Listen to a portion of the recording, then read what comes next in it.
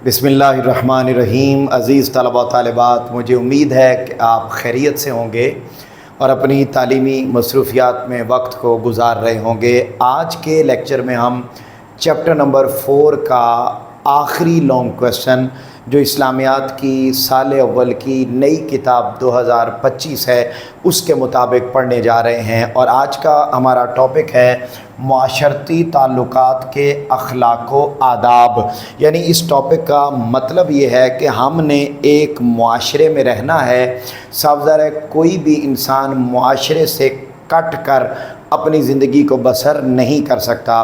तो जब हमने एक सोसाइटी में रहना है, हमने एक मुआशरे में रहना है, तो मुआशरे में रहते हुए हमें किन किन उसूल व ज़वाबित को मद्देनज़र रखना चाहिए। हमारा ताल्लुक़ हमारे हमसायों के साथ कैसा होना चाहिए, रिश्तेदारों के साथ कैसा होना चाहिए, जानने वालों के साथ कैसा होना चाहिए, न जानने वालों के साथ कैसा होना चाहिए, इस्लामी तालीमात इससे मुताल्लिक़ क्या हैं। और फिर इस टॉपिक में सबसे बढ़कर हम ये बात पढ़ने जा रहे हैं कि वजह तख्लीक़ कायनात हज़रत मोहम्मद सल्लल्लाहु अलैहि वसल्लम आपका माशरे में रहते हुए दूसरे लोगों के साथ ताल्लुकात का मामला कैसा था, आपकी शख्सियत किस अंदाज़ में सोसाइटी में ज़िंदगी बसर करती थी। तो ज़िंदगी में माशरे में रहते हुए ज़िंदगी को किन उसूल व ज़वाबित के मुताबिक गुजारना चाहिए ताकि हमारे ताल्लुकात इर्द गिर्द के लोगों के साथ अच्छे रहें और हम एक अच्छी ज़िंदगी बसर करके जाएं। इसको मुआशरती ताल्लुकात के अखलाक व आदाब कहा जाता है। अखलाक व आदाब का दूसरा नाम रूल्स एंड रेगुलेशंस, उसूल व ज़वाबित भी है। आइए हम इस टॉपिक का आगाज़ करते हैं। अपनी किताब अपने सामने रख लीजिए और आज के लेक्चर में हम ऐन मुमकिन है कि ज़्यादा रीडिंग के पैटर्न से आज के लेक्चर को कवर करें। और मुख्तलिफ़ तरीक़े होते हैं, आपने मेरे लेक्चर्स में अब तक देखा होगा कि मुख्तलिफ़ तरीक़ों से मुख्तलिफ़ टॉपिक्स को हमने पढ़ा है। आज के लेक्चर को पढ़ने का थोड़ा सा तरीका डिफरेंट होगा और हम इसको रीडिंग के पैटर्न से मुकम्मल करेंगे। इब्तिदा कीजिए जहाँ पर इस टॉपिक की पहली लाइन लिखी हुई है वहाँ पर आपने लिखना है पहली लाइन पर माना ओ मफ़हूम, यानी मुआशरती ताल्लुकात के अखलाक व आदाब का माना और मफ़हूम क्या है। तो वो कहते हैं मुआशरत का माना है मिलजुल कर ज़िंदगी बसर करना, जबकि ताल्लुक़ मेल जोल, लगाव और रब्त को कहते हैं। यानी मुआशरती और ताल्लुकात ये दो लफ्ज़ हैं। तो मुआशरा किसे कहते हैं? मिलजुल कर रहना। ताल्लुक़ किससे कहते हैं? मेल जोल को, लगाव को, रब्त को, इसको ताल्लुक़ कहते हैं। कहते हैं मुआशरे के मुख्तलिफ़ अफराद के बाहमी रब्त, मेल जोल और मिलजुल कर ज़िंदगी बसर करने को मुआशरती ताल्लुकात कहा जाता है। तो हमने सबसे पहले ये बात जानी कि मुआशरती ताल्लुकात का क्या माना है। तो मुआशरती ताल्लुकात का मतलब है मुआशरे में हर एक के साथ मिलजुल कर ताल्लुक़ में रहते हुए, मेल मलाप में रहते हुए, एक रब्त में रहते हुए ज़िंदगी को बसर करना, इसे मुआशरती ताल्लुकात कहते हैं। यहाँ पर आप हेडिंग लिखेंगे इस्लामी ताल्लुकात, इस्लामी तालीमात का तकाज़ा। साफ ज़ाहिर है, आप अंदाज़ा कीजिए कि रसूल पाक सल्लल्लाहु अलैहि वसल्लम ने हमें जो दीन अता फ़रमाया है वो ऐसा दीन है कि जो कोई भी उस पर अमल करते हुए ज़िंदगी को बसर करता है तो हर मुसलमान का और इस्लामी तालीमात का तकाज़ा ये है कि हमारे माशरे में रहते हुए हर एक के साथ ताल्लुकात बहुत अच्छे होने चाहिए। देखिए अपनी बुक पर लिखा हुआ है रोज़मर्रा ज़िंदगी में इंसान का वास्ता मुख्तलिफ़ अफराद से पड़ता है। इन सब से बेहतर बर्ताव रखना, उनके हुकूक व फ़राइज़ को अदा करना और अच्छे रवैये का इजहार करना, ये इस्लामी तालीमात का तकाज़ा है। यहाँ पर आप हेडिंग लिखेंगे फ़ितरी ज़रूरत। فطری ضرورت کا مطلب یہ ہے کہ انسان کی ذاتی نیچر بھی یہ تقاضا کرتی ہے کہ ایک معاشرے میں رہتے ہوئے اس کے ارد گرد کے لوگوں کے ساتھ تعلقات اچھے ہوں۔ پہلے نمبر پر تو تعلقات ہوں اور نمبر 2 اچھے تعلقات ہوں، کیونکہ انسان کی فطرت بھی یہ تقاضا کرتی ہے کہ وہ اکیلے زندگی بسر نہیں کر سکتا، اکیلے وہ ایک قدم بھی نہیں چل سکتا، اسے اپنے ارد گرد کے لوگوں کے ساتھ تعلقات اچھے رکھنے پڑتے ہیں، پھر وہ زندگی کو بسر کر سکتا ہے۔ اور یہی بات اس پورے پیراگراف کے اندر سمجھائی گئی ہے اینڈ تک، اور یہ بتایا گیا ہے کہ اس سے ہی باہمی تعاون کو فروغ ملتا ہے اور اسی سے ہی ایک مضبوط معاشرہ وجود میں آتا ہے۔ اگلے پیراگراف پر آ جائیں اور اگلے پیراگراف پر آپ لکھیں گے اسلام کی خوبصورتی، اسلام کی خوبصورتی یا اسلام کی خوبصورت تعلیمات۔ اگر ہم اسلام کا مطالعہ کریں اور بطور مسلمان اپنے دین کو جانیں تو اسلام ہمیں کیا تعلیم دیتا ہے؟ وہ کہتا ہے کہ بھائی محبت، بھائی چارے، اخلاق، اخلاص، بھلائی، خیرخواہی، ہمدردی اور ایثار کو فروغ دینے والا دین ہے۔ اور یہ وہ تمام کام ہیں کہ جس سوسائٹی میں ہونے لگ جائیں، یعنی جس سوسائٹی میں ایثار ہو، بھلائی ہو، محبت ہو، اخوت ہو، تو ان ساری باتوں سے معاشرہ مضبوط ہوتا ہے اور آپس میں تعلقات بڑے اعلیٰ قسم کے قائم ہو جاتے ہیں۔ یہاں پر آپ اگلی ہیڈنگ لکھیں گے تعلیمات نبوی۔ اگر ہم دیکھیں تعلقات کو معاشرے میں رہنے والے لوگوں کے ساتھ، یعنی معاشرتی تعلقات کے حوالے سے، تو تعلیمات نبوی صلی اللہ علیہ وآلہ وسلم کیا ہیں؟ تو حضور نبی اکرم صلی اللہ علیہ وسلم نے جو ہے وہ معاشرے کے اندر رہتے ہوئے ہمیں بے شمار آداب سکھائے ہیں۔ اور کیا بتایا ہے؟ رسول پاک صلی اللہ علیہ وسلم نے فرمایا کہ کیا فرمایا ان سارے جذبات کو فروغ دیا۔ کون سے جذبات؟ محبت، بھائی چارہ، اخلاص، خیر خواہی، ہمدردی، ان کو فروغ دیا اور فرمایا جو یہ کرے گا اس پر اللہ انہیں اجر و ثواب عطا فرمائے گا۔ پھر آقا علیہ السلام نے تعلیم دی کہ لوگوں سلام کو عام کرو، یعنی ہر ایک سے گزرتے ہوئے السلام علیکم کہو۔ تعلقات میں پہل کرنے کی ترغیب دی کہ یعنی اگر اگلا تعلق توڑتا ہے تو تم تعلق کو جوڑو، اگلا آپ کے ساتھ آپ سے دور بھاگتا ہے آپ اس کے قریب ہو جاؤ۔ مسلمان کو مسلمان کا بھائی قرار دیا، ہر ایک کے حقوق مقرر کیے، اور یہ وہ تمام اقدامات ہیں جس سے معاشرتی تعلقات مضبوط ہوتے ہیں۔ اسلام نے ان اقدامات پر اجر و ثواب مقرر کر کے بہترین معاشرہ بنانے کی ترغیب دی ہے۔ یہاں پر آپ اگلی ہیڈنگ لکھیں گے بنیادی اکائی۔ کسی بھی سوسائٹی کی بنیادی اکائی یعنی بیسک ایلیمنٹ، بیسک پوائنٹ، وہ ایک خاندان ہوتا ہے۔ اور رسول پاک صلی اللہ علیہ وسلم نے سب سے پہلی تعلیم یہ دی کہ اپنے خاندان والوں کے ساتھ اپنے تعلقات اچھے رکھو۔ جب ہر بندہ اپنے خاندان والوں کے ساتھ تعلقات اچھے رکھے گا تو اس کا مطلب ہے کہ جو بنیادی ایک اکائی ہے وہ ٹھیک ہو گئی، ایک ایک کرتے کرتے ساری اکائیاں ٹھیک ہو گئیں تو خود بخود معاشرہ بھی جنت کا نمونہ بن جائے گا۔ اور بہتر معاشرتی تعلقات کی بنیاد خاندانی تعلقات ہی ہیں۔ یہاں پر آپ لکھیں گے اگلا پوائنٹ، اور وہ ہے جی رشتہ داروں سے سلوک۔ اگلی تعلیم رسول پاک صلی اللہ علیہ وآلہ وسلم نے جو ہر مسلمان کو عطا فرمائی وہ کیا ارشاد فرمایا کہ جو کوئی رشتہ داری کو جوڑتا ہے اللہ تعالیٰ اسے جوڑتا ہے، اور جو رشتہ داری کو توڑتا ہے تو وہ اللہ تعالیٰ کی رحمت سے محروم کر دیا جاتا ہے۔ پھر یہاں لکھیں گے پڑوسیوں سے حسن سلوک۔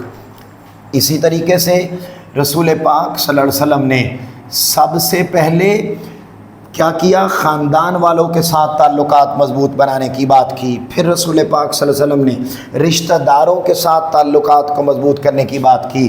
پھر آقا علیہ السلام نے پڑوسیوں سے हुस्न सलूक करने की तालीम इरशाद फरमाई। और क्या इरशाद फरमाया? फरमाया बहुत ज़्यादा ताकीद की और आका अलैहिस्सलाम ने इरशाद फरमाया, अल्लाह की कसम वो ईमान वाला नहीं, वो ईमान वाला नहीं, वो ईमान वाला नहीं जिसके शर से उसका पड़ोसी महफूज ना हो। यानी जिसकी रवैये से, जिसके तर्ज़ ज़िंदगी से, जिसके मिजाज से उसका हमसाया वो तंग है, तो क़यामत के दिन वो ईमान वाला कंसीडर नहीं किया जाएगा, चाहे वो नमाज़ें पढ़ता फिरे। फिर आका अलैहिस्सलाम का हर एक के साथ उसवा क्या था?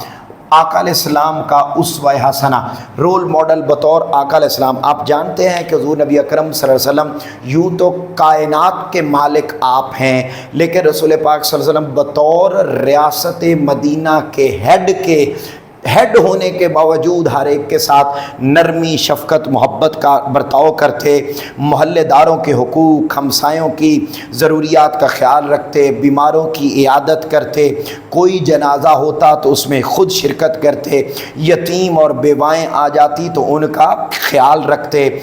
आपके ताल्लुकात न सिर्फ़ मुसलमानों बल्कि मदीना के यहूद से भी बहुत अच्छे थे और आप उनके साथ भी लेन देन फरमाया करते थे। ये है आका अलैहिस्सलाम का रोल मॉडल और उसवा कि आप मुआशरे के सरबराह होने के बावजूद हर एक फ़र्द से, हर एक तबके से आपके ताल्लुकात बहुत आला थे। यहाँ पर आप अगली हेडिंग लिखेंगे, एक यहूदी लड़के का वाक़या। ये बड़ा ईमान अफरोज़ वाक़या है कि हुज़ूर नबी अकरम, यहाँ पर पूरा नहीं लिखा हुआ इस किताब में, और पूरा वाक़या ये है कि एक यहूदी बच्चा आका अलैहिस्सलातु वस्सलाम के नालैन पाक उठा के मस्जिद के बाहर खड़ा हो जाता है। यानी आका अलैहिस्सलाम जब नमाज़ पढ़ने मस्जिद में जाते तो आका अलैहिस्सलाम मस्जिद पाक में चले जाते, वो आका अलैहिस्सलाम के नालैन शूज़ मुबारक उठा के बगल में दबा के वो खड़ा रहता, और जब आका अलैहिस्सलाम आते, तशरीफ़ लाते, तो वो भाग कर जाके आका अलैहिस्सलाम को जूते मुबारक पहना देता।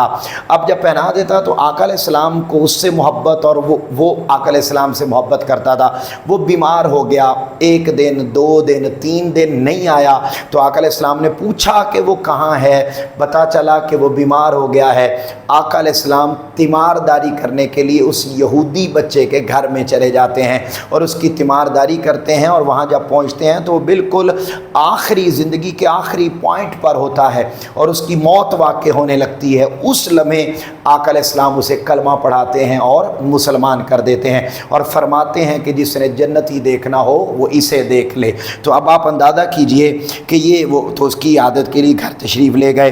फिर अगले सेंटेंस पर आप लिखेंगे, तहाइफ का तबादला।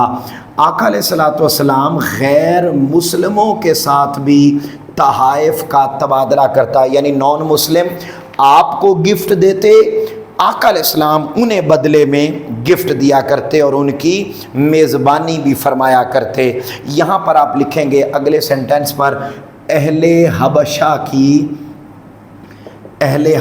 की मेहमान नवाजी। हुज़ूर नबी अकरम सल्लल्लाहु अलैहि वसल्लम के पास हबशा के रहने वाले ईसाई आए तो आका अलैहिस्सलाम ने मस्जिद नबवी के दरवाज़े ईसाइयों के लिए खोल दिए, और मस्जिद नबी के जब दरवाज़े खोल दिए तो आका अलैहिस्सलाम ने फरमाया, जब मुसलमान हबशा गए थे, यानी मदीना मुनव्वरा, मक्का से मदीना हिजरत करने से पहले मुसलमान मक्का से हिजरत करके हबशा गए थे, तो जब हबशा गए थे तो हबशा का जो बादशाह था नजाशी, उसने मुसलमानों को बड़ा वेलकम किया था और बड़ा ख्याल रखा था। आका अलैहिस्सलाम के पास जब मदीना में उस हबशा के ईसाई आए तो आका अलैहिस्सलाम ने उनकी भी मेज़बानी खूब की और फरमाया कि उन लोगों ने मेरे साथियों की खिदमत की थी, इसलिए मेरा फ़र्ज़ बनता है कि मैं भी उनकी खिदमत करूं। यहाँ पर आप लिखेंगे, मस्जिद के खादिम का वाक़या। मस्जिद के खादिम का वाक़या। अब अगला जो पॉइंट है वो ये लिखा हुआ है कि हुज़ूर नबी अकरम सल्लल्लाहु अलैहि वसल्लम की मस्जिद पाक में एक बंदा था जो मस्जिद की सफाई करता, मस्जिद का ख्याल रखता, अज़ान देता, मस्जिद के मामलात को देखता, और वो फ़ौत हो गया। जब फ़ौत हो गया, रात के वक्त फ़ौत हुआ और सहाबा कराम ने یہ فیصلہ کیا کہ آقا علیہ السلام آرام فرما ہیں، ہم انہیں تنگ نہیں کرتے، ان کو آرام کرنے دیتے ہیں اور ہم خود ہی جنازہ پڑھا کے دفنا دیتے ہیں۔ انہیں دفنا دیا گیا۔ جب صبح ہوئی تو آقا علیہ السلام نے پوچھا کہ وہ بندہ کہاں ہے، تو بتایا گیا کہ اس کو وفات اور تدفین کی اطلاع دی گئی، یعنی بتایا گیا کہ یا رسول اللہ فوت ہو گیا تھا اور ہم نے تدفین کر دی۔ تو آقا علیہ السلام نے ناراضگی کا اظہار فرمایا اور آقا علیہ السلام اس کی قبر پر تشریف لے گئے اور وہاں جا کر آقا علیہ السلام نے اس بندے کے لیے دعا کی۔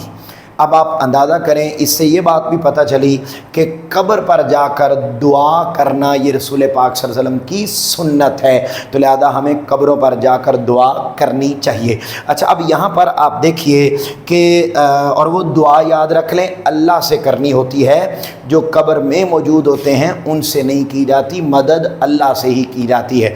اب یہاں پر آپ دیکھیے کہ وہ مسجد کا خادم تھا، آقا علیہ السلام کی مسجد میں خادم تھا، تو اس کے ساتھ ایک اچھا ریلیشن تھا، اس ریلیشن کی وجہ سے آقا علیہ السلام اس کی قبر پر گئے۔ تو یہ آپ اندازہ کیجئے کہ آقا علیہ السلام کا وے آف لیونگ کیسا تھا کہ ہر طبقے کے لوگوں کے ساتھ اچھا ریلیشن، اچھا تعلق، یہ آقا علیہ السلام کی تعلیمات میں سے ہے۔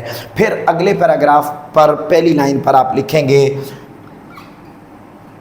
دیہات والوں سے سلوک، دیہات والوں سے سلوک۔ آقا علیہ السلام خود شہر میں رہتے تھے اور شہری تھے۔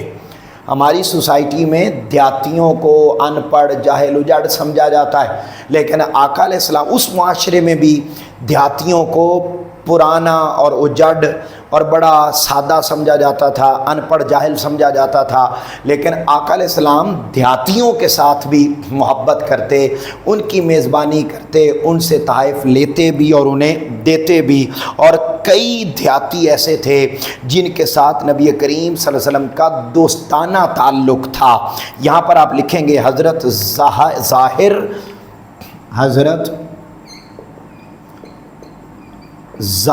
سے تعلق، یہ پورا نام حضور کے صحابی کا لکھا ہوا ہے، حضرت ظاہر بن حرام۔ اچھا، اب حضرت ظاہر بن حرام یہ دیہات سے تعلق رکھنے والے تھے۔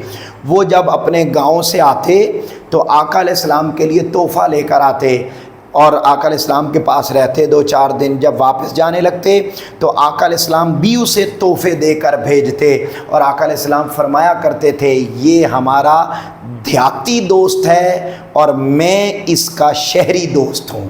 یہ آپ دیکھیے گا لکھا ہوا ہے کہ اور کہتے ظاہر ہمارا دیہاتی اور ہم اس کے شہری دوست ہیں۔ یہاں پر اگلی ہیڈنگ آپ لکھیں گے معاشرتی تعلقات کی ابتدا۔ اگلے سنٹینس پر جہاں یہ واقعہ ختم ہو رہا ہے، معاشرتی تعلقات کی ابتدا۔ معاشرتی تعلقات یعنی دوسروں کے ساتھ تعلقات کی ابتدا کس سے ہوتی ہے؟ تو آقا علیہ السلام نے فرمایا اس کی تعلق اسلام سے ہوتی ہے، یعنی السلام علیکم کہنا۔ کسی سے بھی آپ نے تعلق بنانا ہے تو ابتدا السلام علیکم سے کریں۔ پھر آپ نے فرمایا کہ سلام کو عام کریں۔ پھر آپ نے فرمایا کوئی شخص آتا تو آپ اس سے مصافحہ کرتے۔ خود آقا علیہ السلام کوئی آ گیا تو یہ نہیں کہ وہ مصافحہ کرے، نہیں، آقا علیہ السلام خود اس سے مصافحہ کرتے اور مصافحہ کرتے ہوئے تب تک ہاتھ پیچھے نہیں کرتے تھے جب تک اگلا بندہ خود اپنا ہاتھ پیچھے نہیں کر لیتا تھا۔ تو یہ آقا علیہ السلام کا طرز زندگی تھا۔ پھر اور آقا علیہ السلام سلام لیتے وقت اس کے چہرے کو دیکھتے تھے اور اس وقت تک اپنا چہرہ اس سے نہیں ہٹاتے تھے جب تک اگلا بندہ چہرہ آقا علیہ السلام سے ہٹا نہیں لیتا تھا۔ اس کے بعد یہی اسوہ جو آقا علیہ السلام کا تھا، یہی اسوہ صحابہ و اہل بیت کا تھا۔ حضور صلی اللہ علیہ وآلہ وسلم کے صحابہ اور آپ کی آل پاک، ان کا طرز عمل بھی یہی تھا کہ یہ ہر ایک سے اچھے تعلقات رکھتے اور لوگ بلا جھجک ان سے ملتے اور اپنی ضروریات بھی ان سے پوری کرواتے تھے۔ پھر اس کے بعد اگلے پیراگراف پر آ جائیں گے اور وہاں لکھیں گے معاشرتی تعلقات کو مضبوط بنانا۔ معاشرتی تعلقات کو مضبوط بنانا۔ اگر ہم اپنا تعلق معاشرے میں مضبوط بنانا چاہتے ہیں تو ہمیں کون سے رولز اینڈ ریگولیشنز کا خیال رکھنا ہوگا؟ ان ساری تعلیمات کے نتیجے میں ہمیں یہ کرنا چاہیے کہ ہم دوسروں کی عزت نفس کا خیال رکھیں، ان کا مذاق نہ اڑائیں، ان کے عیب نہ اچھالیں، ان کے بارے میں بدگمانی نہ کریں اور انہیں نقصان نہ پہنچائیں۔ اور اس کے علاوہ رسول پاک صلی اللہ علیہ وسلم نے بتایا کہ اگر تم معاشرے میں اپنے تعلقات اچھا بنانا چاہتے ہو تو جھوٹ سے بچو، حسد سے بچو، بہتان سے بچو، تکبر و غرور سے بچو، دھوکہ دہی سے بچو۔ اور آقا علیہ السلام نے ارشاد فرمایا، ارشاد نبوی صلی اللہ علیہ وآلہ وسلم کیا ہے؟ نبی کریم صلی اللہ علیہ وسلم کا ارشاد، آقا علیہ السلام نے ارشاد فرمایا، جس نے دھوکہ دیا وہ میری امت میں سے نہیں۔ اور دوسروں کو حقیر سمجھنا اور تکبر کرنا، اس سے آقا علیہ السلام نے منع فرمایا۔ اور اگلی حدیث پاک رسول پاک صلی اللہ علیہ وسلم نے فرمایا، وہ بندہ جو تعلق کو توڑتا ہے وہ جنت سے محرومی کا شکار ہو جاتا ہے، یعنی اسے کبھی بھی جنت میں داخل نہیں کیا جائے گا۔ رسول پاک صلی اللہ علیہ وسلم نے فرمایا تعلق توڑنے والا جنت میں داخل نہیں ہوگا۔ آپ یہاں پر آپ لکھیں گے تعلقات کا فروغ، تو معاشرتی جو تعلقات ہیں ان کا فروغ اسی صورت میں ہو سکتا ہے جب ہم خیر خواہی کا، ہمدردی کا، اخلاص کا، بھلائی کا اور ایثار کا جذبہ اپنے دل میں رکھیں گے۔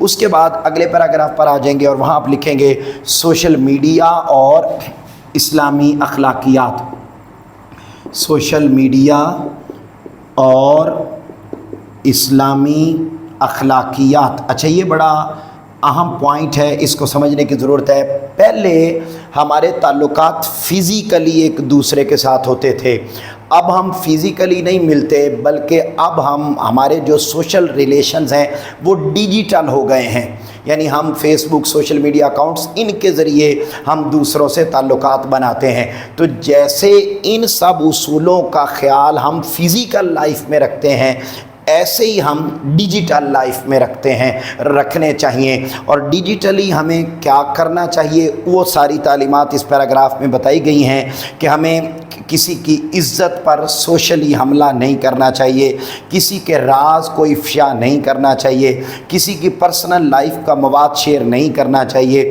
ہمیں جھوٹ کی تشہیر نہیں کرنی چاہیے، بغیر اجازت کسی کی تصویر شیئر نہیں کرنی چاہیے، ہمیں ہر ایک سے تعلقات بہتر بنانے چاہیے اور تعلقات کو خراب کرنے والے کاموں سے بچنا چاہیے۔ پھر اسی طریقے سے سنسنی خیز خبریں پھیلانا، بدامنی پر اکسانا اور گمراہ کن خبریں پھیلانا، یہ ساری چیزیں ناجائز ہیں، ہمیں ان سے بچنا چاہیے۔ یہاں پر آپ لکھیں گے گروپوں میں شمولیت۔ اسی طریقے سے جب ہم فیس بک پر ہوتے ہیں، انسٹا پر ہوتے ہیں، ٹک ٹاک پر ہوتے ہیں اور واٹس ایپ پر ہوتے ہیں، تو یہ سارے سوشل میڈیا اکاؤنٹس ہیں، ان کے اوپر مختلف گروپس بنے ہوئے ہوتے ہیں، تو ہمیں انہی گروپوں کا حصہ بننا چاہیے جن میں پازیٹیو ایکٹیویٹیز ہوتی ہوں، نیگیٹو ایکٹیویٹیز جہاں پر ہو رہی ہوں ان سے ہمیں بچنا چاہیے تاکہ وقت بھی ضائع نہ ہو، ہم فکری طور پر بھی انحراف اور انارکی کے حالات میں داخل نہ ہوں اور ہم ایک بامقصد اچھی زندگی کو بسر کر سکیں۔ اس کے بعد آخری پیراگراف آ جاتا ہے۔ آخری پیراگراف کو مکمل کرنے سے پہلے ہم یہاں پر ایک اضافی ہیڈنگ لکھیں گے، معاشرتی تعلیمات سے متعلق ہم کیا کریں گے جی؟ آپ ہیڈنگ لکھیں گے اسلامی تعلیمات کا خلاصہ، یعنی یہ جتنی بھی ہم بات کر رہے ہیں تو اس سلسلے میں ہمیں ایک اضافی ہیڈنگ یہاں لکھنی ہے، اسلامی تعلیمات کا خلاصہ۔ اگر ہم اوور آل تاجدار کائنات صلی اللہ علیہ وسلم کی تعلیمات کو پڑھیں تو ہمیں بے شمار اصول و ضوابط سمجھنے کو ملتے ہیں، جس سے ہمیں بخوبی اندازہ ہو جاتا ہے کہ کن اصول و ضوابط کا ہمیں خیال رکھنا چاہیے۔ میں ان صرف پوائنٹس لکھوں گا، ان کی ڈیٹیل میں نہیں جاؤں گا، آپ لوگوں نے بھی صرف بلٹ بنا کر صرف پوائنٹس ہی لکھنے ہیں۔ مثلا ان تعلقات کو اچھا بنانے کے لیے اوور آل جو اسلامی تعلیمات کا خلاصہ ہے وہ یہ ہے کہ اسلام ہمیں کیا کہتا ہے؟ اچھے اخلاق اپنانا۔ اگر ہم اچھے اخلاق اپناتے ہیں تو ہمارے معاشرتی تعلقات اچھے ہوں گے۔ نمبر 2 آپ لکھیں گے جی خیال رکھنا، ہر ایک کا خیال رکھنا، اس سے ہمارے معاشرتی تعلقات ٹھیک ہو۔ اگلا ہے جی عیب پوشی، ہمیں دوسروں کے عیب چھپانے چاہیے۔ آپ نے بھی اسی طرح صرف بلٹ بنا کے صرف پوائنٹ ہی لکھنے ہیں۔ پھر ہے بدگمانی سے پرہیز، بدگمانی سے پرہیز۔ پھر اگلا پوائنٹ آپ لکھیں گے عدل و انصاف، عدل و انصاف۔ پھر اسی طریقے سے اگلا پوائنٹ آپ لکھیں گے گفتگو کے آداب، گفتگو کے آداب۔ پھر اسی طریقے سے اگلا پوائنٹ آپ لکھیں گے رشتہ داروں کے حقوق۔ اگر ہم ان پوائنٹس کا خیال رکھتے ہیں تو ہمارے تعلقات بہت اچھے ہو جائیں گے۔ اسی طریقے سے ہمسایوں کے حقوق، اسی طریقے سے ہم مزید کیا کریں جی خیر خواہی، خیر خواہی۔ پھر اسی طریقے سے اوورآل اگر ہم لکھیں تو حقوق العباد۔ پھر اسی طریقے سے اگلا پوائنٹ ہم لکھیں گے ایفائے عہد، یعنی وعدہ پورا کرنا۔ پھر اسی طریقے سے امانت داری۔ یہ وہ پوائنٹ ہیں کہ اگر ہم کر لیں، پھر اسی طرح نرم دلی، ہر ایک کے ساتھ نرم رویہ رکھنا۔ پھر ہے اختلاف میں برداشت، اختلاف میں برداشت۔ پھر اسی طرح اگلا پوائنٹ محبت اور بھائی چارہ، محبت اور بھائی چارہ۔ پھر اسی طریقے سے ہمیں اور جو پوائنٹ جن کا ہمیں خیال رکھنا چاہیے خوشبو اور صفائی۔ یہ وہ سارے پوائنٹ ہیں جن کی وجہ سے ہمارے تعلقات معاشرتی بڑے اچھے ہو جاتے ہیں۔ آخری پوائنٹ ہے جی مجلس کے آداب۔ تو اگر ہم ان سارے پوائنٹس کا خیال رکھتے ہیں تو اس سے ہمارے معاشرتی تعلقات اچھے ہو جائیں گے۔ اس کے بعد آپ نے آخری پیراگراف پر لکھ دینا ہے جی خلاصہ کلام۔ تو خلاصہ کلام یہ ہے کہ معاشرے میں اگر رہنا ہے تو بہت اچھے طریقے سے رہنا ہے، ہر ایک کے حقوق کا خیال رکھنا ہے۔ یہی اسلامی تعلیمات ہیں اور یہی تاجدار کائنات صلی اللہ علیہ وسلم نے ہمیں سکھایا ہے۔ آگے ہم بڑھتے ہیں جی ایکسرسائز کی طرف۔ دوسروں کو حقیر سمجھنا علامت ہے تکبر کی۔ تعلق توڑنے والا جنت میں داخل نہیں ہوگا۔ معاشرت کا، معاشرے کی بنیادی اکائی ہے خاندان۔ نبی کریم نے جس شخص کی قبر پر دعا فرمائی وہ مسجد کی صفائی کرنے والا۔ حبشہ سے آنے والے سفیر کی خدمت کی نبی کریم صلی اللہ علیہ وسلم نے۔ اس کے بعد شارٹ کویسچن ہے، پہلا ہے جی معاشرتی تعلقات کا معنی اور مفہوم لکھیں، تو اس میں یہ آ جائے گا۔ اس کے بعد دوسرا ہے معاشرتی تعلقات کے بارے میں سیرت طیبہ سے ایک مثال بیان کریں، تو وہ آپ مطلب جو ہے وہ بے شمار آپ لکھ سکتے ہیں۔ یہ جو اسوہ حسنہ ہے آپ یہی والا ہی لکھ لیجئے۔ اس کے بعد تیسرا ہے نبی کریم صلی اللہ علیہ وسلم غیر مسلموں کے ساتھ کس طرح کے معاشرتی تعلقات رکھتے تھے، تو بڑا سادہ سا پوائنٹ اس میں بھی آپ لکھ سکتے ہیں، اور وہ آپ لکھ لیجئے یہ یہودی لڑکے کا واقعہ یا آپ تحائف کا تبادلہ، ٹھیک ہے جی، آپ یہ لکھ لیں اور یا یہودی لڑکے کا واقعہ لکھ لیں۔ اس کے بعد اگلا پوائنٹ ہے کہ اسلام نے معاشرتی تعلقات کی مضبوطی اور وسعت کے لیے کیا اقدامات فرمائے ہیں، تو یہ جو اسلام کی خوبصورتی والا پوائنٹ ہے یہ اس میں آ جائے گا۔ اس کے بعد اگلا پوائنٹ آپ لکھیں گے سوشل میڈیا معاشرتی تعلقات کو کیسے متاثر کرتا ہے، تو یہ والا پوائنٹ آپ اس کے اندر لکھ لیں گے۔ تو یوں جو ہے وہ ہمارا یہ ٹاپک مکمل ہو جائے گا، یہ ہمارے شارٹ کویسچن مکمل ہو جائیں گے۔ میرے بیٹو اس طریقے سے ہمارے 4 چیپٹر مکمل ہو گئے ہیں اور پیچھے صرف 3 چیپٹر باقی ہیں، اور انشاءاللہ میں ان کو بھی ایز سون ایز پاسبل انشاءاللہ مکمل کر دوں گا، اور بہت آسانی کے ساتھ ہماری یہ بک جلد ہی مکمل ہو جائے گی۔ اپنا خیال رکھیے گا، ان لیکچرز کو دوسرے طلباء و طالبات تک پہنچانے میں ضرور اپنا کردار ادا کیجیے۔ آپ سے ملاقات ہوگی انشاءاللہ اگلے لیکچر میں۔